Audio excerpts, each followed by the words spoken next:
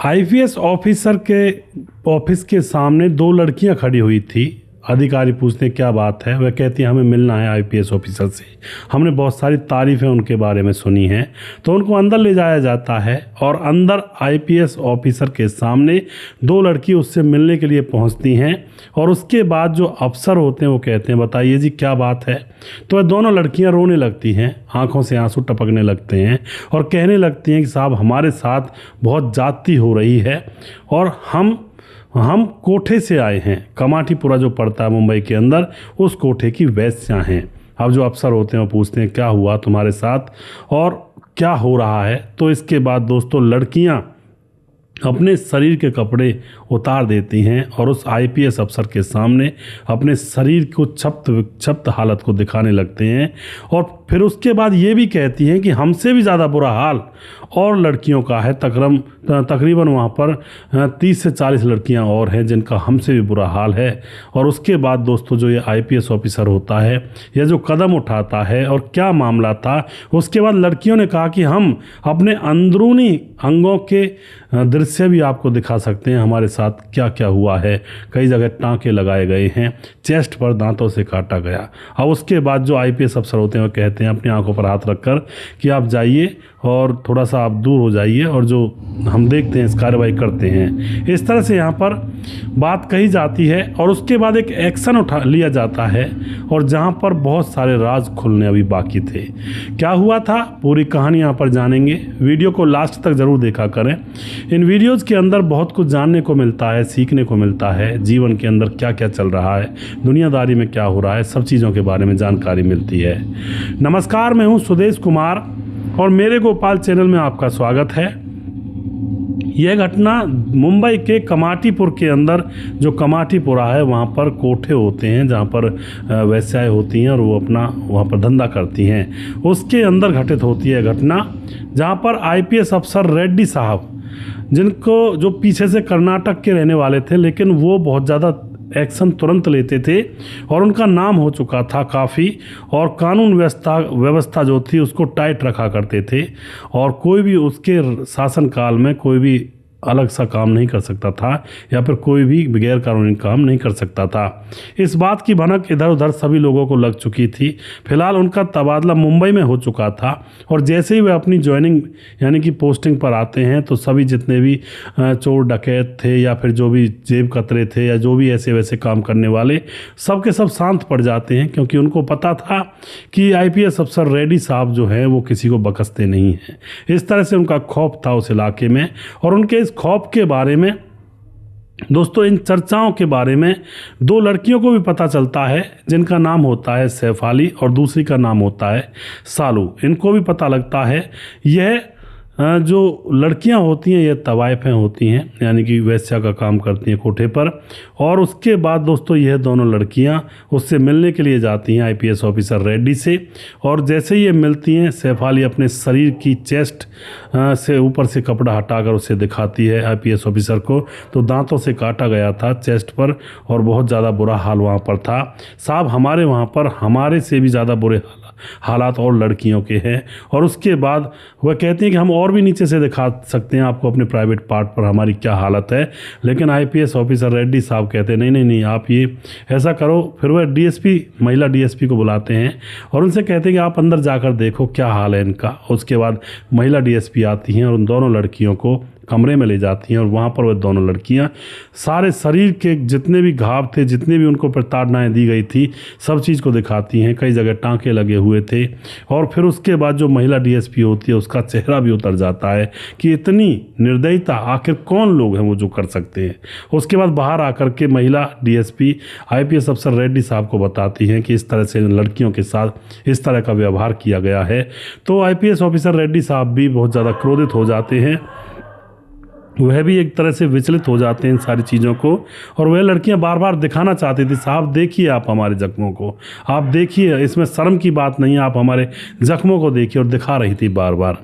अब जो रेड्डी साहब होते हैं, अब वह 15 लोगों के नाम वहाँ पर रेड्डी साहब के साथ वह दोनों लड़कियाँ लिखवाती हैं। जो 15 लोग निर्दयी हैं और इतना बदसलूकी से काम करते हैं उन महिलाओं के साथ, उनके नाम लिखवाए जाते हैं। और तकरीबन 31 लड़कियों के नाम भी लिखवाए जाते हैं जो वहाँ पर पीड़ित हैं, बंद हैं, अपनी व्यथा किसी को नहीं बता सकती हैं। अब क्या होता है दोस्तों, अब जो आईपीएस अफसर रेड्डी साहब होते हैं तैयारी करते हैं छापा मारने की, और उनसे कह दिया जाता है किसी को बताना मत, और रात के 2 बजे टीम गठित की जाती है और 2 बजे उस कमाटीपुरा के जो वैश्यालय था उस पर धावा बोल दिया जाता है। वहाँ पर जाने के बाद जो पुलिस वाले होते हैं, तहखानों में से कम उम्र की लड़कियों को छुड़ाया जाता है और 10 आदमियों को पकड़ा जाता है तुरंत एंड द मौके पर। उनको पकड़ने के बाद उसके बाद सबको अपने यहाँ पर ले आया जाता इस मतलब थाने के अंदर, और उसके बाद सुबह जो रेड्डी साहब होते हैं उन्होंने देखा कि उन लड़कियों के साथ एक प्राची नाम की भी लड़की है। उसको देख करके उसका माथा ठिनक जाता है, क्योंकि प्राची नाम की वह लड़की जो वैश्यालय से पकड़ी गई थी कमाटीपुरा के से, वह प्राची नाम की लड़की तो इन एसपी साहब जो आईपीएस ऑफिसर होते हैं रेड्डी साहब, इनके साथ पढ़ी थी बचपन में, और जब ये गाँव के स्कूल में पढ़ा करते थे तो वह पड़ोस के गाँव की रहने वाली थी और अच्छी इनकी दोस्ती थी स्कूल टाइम में। उसको देख करके रेड्डी साहब कहते हैं, अरे प्राची तुम यहाँ क्या कर रही हो। उसके बाद जो प्राची होती है वो रोने लगती है और बताने लगती है कि मुझे क्या पूछते हो, मेरे साथ तो बहुत बुरा हुआ है, और मुझे एक महिला 6 साल पहले नौकरी दिलाने के बहाने मुंबई लेकर आई थी कि मैं तुम्हें नौकरी दिला दूंगी। मैंने सोचा घर वालों की मदद कर दूंगी, दुनिया भर में लड़कियाँ नौकरी करती हैं तो मैं भी कर लूँगी, और नौकरी दिलाने के बहाने से मुझे कोठे पर भेज दिया जाता है, और उसके बाद मेरे साथ जो जो दुर्दशाएँ होती हैं, और फिर इस कंडीशन में मैं आ जाती हूँ कि वापस घर जाकर मुंह दिखाने के काबिल नहीं बचती हूँ। मुझे शर्म लगती है कि घर वालों के सामने जाकर आखिर क्या बताऊंगी। कुछ तो मेरी हिम्मत नहीं होती और कुछ उस जगह से कोई हमें निकलने नहीं देता है। ये सारी बात सुन करके रेड्डी साहब बहुत ज़्यादा उसकी आंखों में आंसू आ जाते हैं, क्योंकि कोई जब बचपन का दोस्त जो साथ पढ़ा हो उसके साथ कोई ऐसी दरिंदगी हुई हो, या फिर किसी घर के आदमी के साथ ऐसी दरिंदगी हुई हो और पता चले किसी अपने को, तो आंखों से आंसू निकलना तो लाजमी है दोस्तों।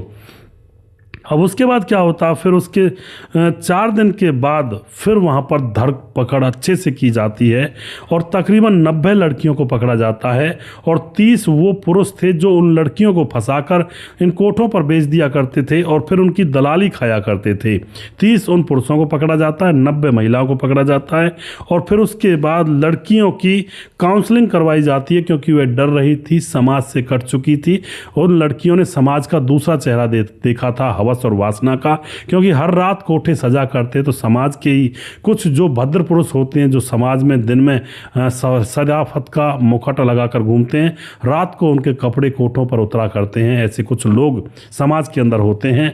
तो इन लड़कियों को बिल्कुल समाज से भरोसा उठ चुका था कि समाज वमाज कुछ नहीं है, सब लोग वैसी दरिंदे हैं, सिर्फ इंसानियत का चोला पहना हुआ है, लोगों को इंसान बनकर दिखाते हैं। वैसे अंतर वासना अंतर मन से खोजा जाए तो इंसान नहीं, वैसी हैं बहुत सारे समाज के लोग। लेकिन इनकी काउंसलिंग करवाई जाती है, और काउंसलिंग जैसे करवाई जाती है, जो काउंसलिंग करने वाला होता है अच्छे से इनको समझाता है कि देखो ज़िंदगी में कई पड़ाव आते हैं, ज़िंदगी में ऐसा भी पड़ाव देखने को मिल जाता है जहाँ पर सारी आस उम्मीद छूट जाती है, लेकिन फिर भी हमें कदम से कदम मिला करके आगे बढ़ना चाहिए। तुम्हारे साथ बहुत बुरा हुआ तुम सभी लड़कियों के साथ, ये हम मानते हैं, लेकिन इसको आप बुरा मान करके अगर चुप रह जाओगे तो फिर तुम शक्ति क्या हो, मात्र शक्ति ही क्या हो। अगर तुम अपने आप को दोबारा से रिकवर करोगे, दोबारा से अपनी ज़िंदगी को संभालोगे तो फिर बात है ना। इस तरह से कुछ उनकी रगों में जोश भरा जाता है, और उसके बाद कुछ लड़कियां तैयार हो जाती हैं अपने घर जाने के लिए, क्योंकि सबसे बड़ी समस्या यहाँ पर ये हो रही थी दोस्तों, जो लड़कियाँ वहाँ से निकाली गई थी उनके घर वाले उनको एक्सेप्ट करने के लिए तैयार नहीं थे, क्योंकि वो लोग अपने गाँव में रहते, समाज के अंदर, वहाँ पर अगर ये बात फैल जाए कि इनकी लड़की पकड़ी गई है कोठे पर से, तो उनकी आब इज्जत खतरे में पड़ जाती। कुछ माँ बाप तो अपनी बेटियों को ले जाते हैं, बेटियों से प्यार था, गांव में जाकर कह देते हैं कि हमारी बेटी ऐसे ऐसे चुंगल में फंस गई थी, अब क्या करे बेचारी, ज़िंदगी बड़ी तबाह हो गई। लेकिन कुछ के माँ बाप मिलने के लिए तो आ जाते हैं, लेकिन उनको ले जाने के लिए तैयार नहीं होते हैं। उसके बाद जो रेड्डी साहब होते हैं वह कहते हैं कोई बात नहीं, जिनके माँ बाप नहीं ले जा रहे हैं उनके लिए मैं यहाँ पर नौकरी का बंदोबस्त करवाऊँगा आप लोगों के लिए, और नौकरी करके अच्छे से अपना पेट भरना और इंसानियत से और अपना गर्व से जीवन जीना, और उसके बाद बाकी औरतों के साथ नौकरी का इंतज़ाम करवा दिया जाता है। कुछ लड़कियां अपने माँ बाप के घर चली गई थी, नाबालिग बच्चियों को उठाया गया, वो भी उनके माँ बाप के पास भेज दी जाती हैं।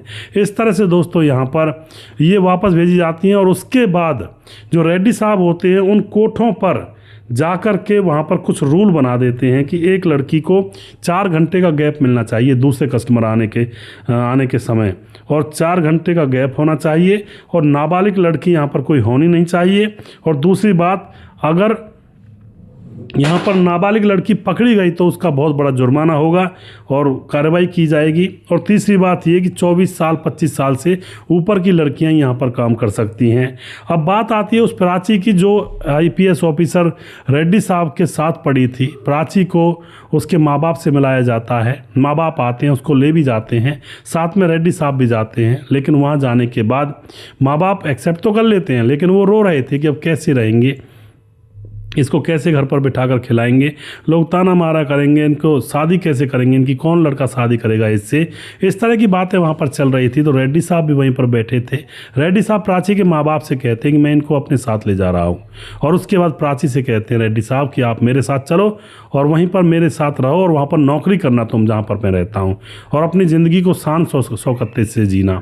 और उसके बाद प्राची को अपने साथ रेड्डी साहब ले जाते हैं, और जहाँ पर वह रहते हैं उसी ऑफिस में रेड्डी साहब प्राची के हाथ का बना ही खाना खाते हैं। और फिलहाल प्राची अब उस दुख से धीरे धीरे रिकवर हो रही है, उभर रही है, और नई जिंदगी की तरफ अपने कदम बढ़ा रही है। इस तरह से दोस्तों इन कोठों के अंदर मासूम जिंदगियां बंद होती हैं। किसी को कोई नौकरी के बहाने फंसाकर बेचकर चला जाता है कोठे पर।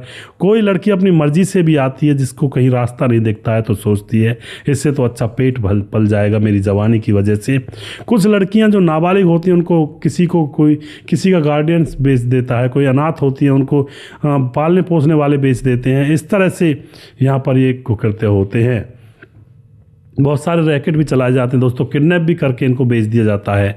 क्योंकि कोठे पर एक बार लड़की जो चली गई तो वापसी की उम्मीद करना भी बेवकूफ़ी होती है, क्योंकि वहाँ पर सारी असमत लूट ली जाती है। और उसके बाद उसको अगर वह वापस आना भी चाहे, सबसे पहले तो कोठे वाले आने नहीं देते। अगर आना भी चाहे, किसी तरह से निकल भी आए, तो उसके बाद समाज एक्सेप्ट नहीं करता। जो औरत एक बार कोठे पर चली गई तो बस उसका जीना बहुत दुश्वार हो जाता है दोस्तों। अब यहाँ पर ये बड़ी ही एक विचलित सी कहानी थी, और ऐसा होता है बहुत सारे शहरों में। आप क्या कहना चाहते हो अपनी राय कमेंट बॉक्स में लिख सकते हैं। और एक बात मैं यहाँ पर गहराई से कहना चाहता हूँ कि अगर किसी के साथ ऐसी घटना हो गई है, किसी बहन बेटी को ज़बरदस्ती कोई बेच कर आ गया है कोठे वगैरह पर और उसको निकलने का मौका मिल गया है, तो कोशिश करें नौकरी करके स्वाभिमान के साथ आगे की ज़िंदगी गुजारें और बच्चियों का सहारा बने। अगर घर वाले एक्सेप्ट नहीं कर रहे हैं तो ऐसी बच्चियों का सहारा बने जिनको लोग कोठों पर बेच देते हैं और पैसा कमा लेते हैं। उन बच्चों को जीना सिखाएं, स्वाभिमान से पढ़ाई लिखाई करवाएं, अपना एक अलग ही यहाँ पर कहते हैं ना एनवायरनमेंट, एटमॉस्फेयर क्रिएट कर सकती हैं ऐसी औरतें अगर चाहें तो। दोस्तों वीडियो के लास्ट में कुछ भाइयों के नाम जरूर लेना चाहूँगा जो हमारे वीडियोज़ को देखते हैं, हमें खूब सपोर्ट करते हैं। हमारे साथ हैं हमारे भाई जिनका नाम मंतोष कुमार है, कमेंट करते हैं सर आपका वीडियो बहुत ही अच्छा लगता है जी, मैं नाइट ड्यूटी करते हुए रोज़ आपकी वीडियो देखता हूँ, बहुत बहुत धन्यवाद जी। मोहम्मद जहांगीर कमेंट करते हैं बहुत ही इंटरेस्टिंग कहानी सुनाते हो भाई और मुझे बहुत अच्छा लगता है। बिहार मोतिहारी ज़िला से हूँ, मुंबई में काम करता हूँ, सिलाई का काम करता हूँ। बहुत बहुत धन्यवाद करते हैं मोहम्मद जहांगीर भाई आपका। क्रिश्चियन वोरा कमेंट करते हैं मैं शुरू से सत्य कथा पढ़ता रहा हूँ, सत्य कथा वाली कथा जो है ना आप कहानियाँ में इसमें कहानियों के रूप में देते हैं और ये बिल्कुल सही है, बहुत अच्छा लगता है। बहुत बहुत धन्यवाद करते हैं कृष्णा जी। मनोज श्रीवास्तव जी कमेंट करते हैं पत्नी ने हवस के चक्कर में पति की हत्या करवा दी जी, बिल्कुल जी। और गोपालगंज बिहार 28 वार्ड नंबर 23 से कमेंट करते हैं। समाधान पाटिल जलगांव महाराष्ट्र से कमेंट करते हैं। भीमदत्त जोशी कमेंट करते हैं और उसके कहते हैं कि जब बार बार भाग रही है किसी की जनानी औरत तो रखना नहीं चाहिए था, ये गलती करी उसने जी, बिल्कुल जी। विकास कुमार कमेंट करते हैं भाई तुम्हारा वीडियो देख करके बहुत सीख मिलती है, बहुत बहुत धन्यवाद करते हैं विकास भाई आपका। और उसके बाद सुजीत कुमार कमेंट करते हैं नमस्कार गुरुजी, राधे राधे, कैसे हो आप? मैं बिल्कुल ठीक हूँ सुजीत भाई, और सुनकर बहुत अच्छा लगता है, आपकी सीख मिलती है आपकी वीडियो से, बहुत बहुत धन्यवाद जी। धीरज बनवाल आजकल वीडियोस बहुत देर से आ रहे हैं, तो धीरज भाई मैंने पहले वीडियो में बताया थोड़ा सा कभी कभी ऐसा लगता है कि यार 2 घंटे बाद वीडियो डाल देंगे और उस 2 घंटे में फिर ज़्यादा टाइम हो जाता है कई बार क्योंकि दिन रात वीडियो बनाना, एडिट करना, डालना, नई नई चीज़ें खोजना और बहुत सारा समय निकल जाता है। इतनी मेहनत तो अगर आईपीएस ऑफिसर या फिर आईएएस के एग्ज़ाम में की हो तो इंसान उसको तोड़ देगा, उसको क्रैक कर लेगा। बहुत मेहनत लगती है और शायद आपको लगता होगा भाई 10 मिनट का 20 मिनट का वीडियो, लेकिन उस 10-20 मिनट के वीडियो के पीछे काफ़ी सारी मेहनत होती है, एडिटिंग की, रिसर्च की, और फिर उसको याद करके अच्छी तरह से आप लोगों के सामने कहानी के तौर पर पेश करने की। और बहुत सारी चीज़ें ऐसी हो जाती हैं जो 10-20 मिनट के वीडियो के पीछे बहुत सारा काम होता है, तो कई बार लेट हो जाते हैं धीरज भाई। उसके बाद हमारे साथ राजेश सिंह, बिहार मोतिहारी, ढाका, कोंडवा, चैनपुर से। सुदेश जी आपका वीडियो बहुत अच्छा लगता है। सलाउद्दीन खान कमेंट करते हैं, नाजायज संबंध का अंजाम ऐसा ही होता है। जी बिल्कुल जी। और उसके बाद नाहार सिंह कमेंट करते हैं, मुकेश कुमार यूपी 83 से। गणेश सोनी कमेंट करते हैं, सुंदर बोलते हैं आप। गणेश सोनी जी आपका बहुत बहुत धन्यवाद जी। अमित पटेल बिहार बेलवा मोतिहारी जिला से कमेंट करते हैं, और कहानी बहुत अच्छी है, अपना हाल खबर सुनाते रहिएगा सुदेश भाई, आजकल मौसम चेंज हो रहा है। जी बिल्कुल जी, और थोड़ा तबीयत ख़राब हो रही है मेरी, तो अमित भाई थोड़ा दवाई गोली लें, मौसम वाकई में चेंज हो रहा है क्योंकि गर्मी का समय है ये, और लेकिन गर्मी में बारिश और ओले पड़ रहे हैं, सर्दी हो रही है, तो वाकई में ही यहाँ पर शरीर का ध्यान रखने की बहुत ज़्यादा आवश्यकता है। ताजिल रहमान हमारे बहन कमेंट करते हैं ऑस्ट्रेलिया से। और उसके बाद हमारे साथ प्रवीण बघेल शिवपुरी से। विजय दहिया कमेंट करते हैं, राम राम भाई साहब जी। रजत सैनी कमेंट करते हैं, रतनलाल बिंद कमेंट करते हैं, मोनू जैन कमेंट करते हैं। उसके बाद खड़गराज सिंह कमेंट करते हैं, राधे राधे जी, आगे बढ़ते रहो, आपकी कहानी सबको प्रेरित करती हैं, बहुत बहुत धन्यवाद करते हैं। कुमार सोनू कमेंट करते हैं। और उसके बाद हमारे साथ राम गोसाई हमारे भाई लगातार कमेंट करते हैं, भाई का बहुत बहुत धन्यवाद करता हूँ। सूरज डीओ फिजी से कमेंट करते हैं, भाई का बहुत बहुत धन्यवाद करता हूँ। और समाधान पाटिल तो हमारे भाई लगातार कमेंट करते ही हैं। वनराज नामदेव कोहली कमेंट करते हैं। नीतीश पासवान बोधगो गिरिडीह झारखंड से कमेंट करते हैं। दयाशंकर सिंह ठाकुर यूपी 43 गोंडा से। रामलाल कुशवाहा जिला विदिशा से।